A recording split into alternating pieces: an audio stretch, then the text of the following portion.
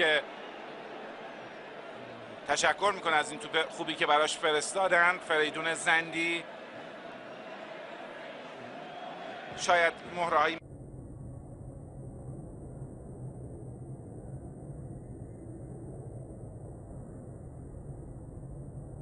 مثل میلاد میداودی، حتی آندرانیک تیموریان اگه شرایط بازی رو واقعا پیدا کرده باشه که اسمش رو نیمکت نشینا رد شده، و گوران بیرکوویچ ذخیره‌ای که معمولا میاد به بازی، علی خسیف،